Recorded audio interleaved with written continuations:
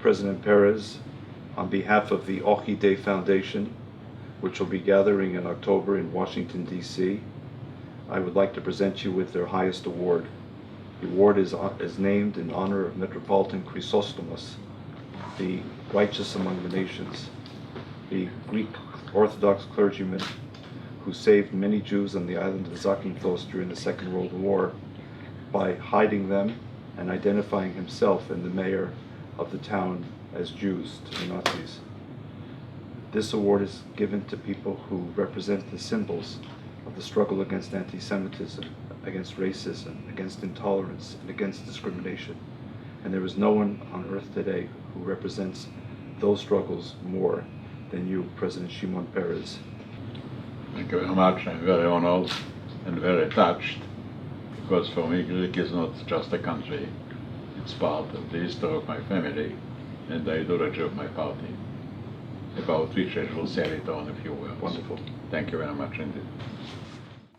I was very moved by this award.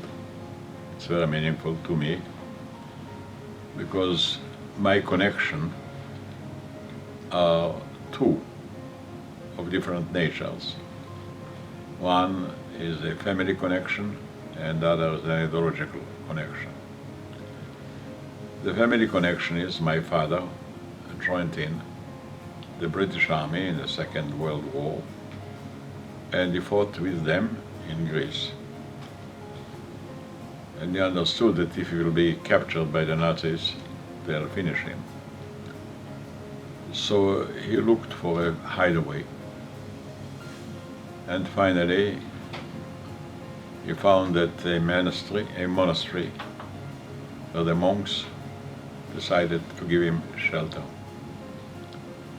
They risked their lives, because if the Nazis would discover that they hide a prisoner and a Jew at the monastery, they would kill them.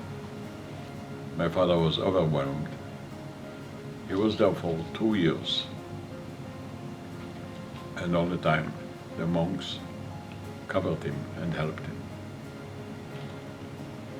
When he came later on home, he was totally taken by the Greek people, the monks, and by the way they handled him, risking their own life. And they came back home happily and strong, and sung to our children Greek songs. The second connection is ideological. You know, Ben-Gurion, the founder of the State of Israel, decided to learn the Greek language. Why? He thought there was something missing in our history, and that is the meaning of a state. He thought that we have great prophets, we have great priests, maybe we have some good kings, but we don't know real statesmen. He decided to learn the Greek philosophy in order to understand what does it mean to be a head of a state. He studied the Greek language, and he made out of it part of our ideology. We call it in Hebrew mamlachti, which means state-like. And I think he became the greatest statesman the Jews ever had. I was his pupil, so you can see that my connections come from two different angles, and they're still part of my life and part of my thoughts. Thank you.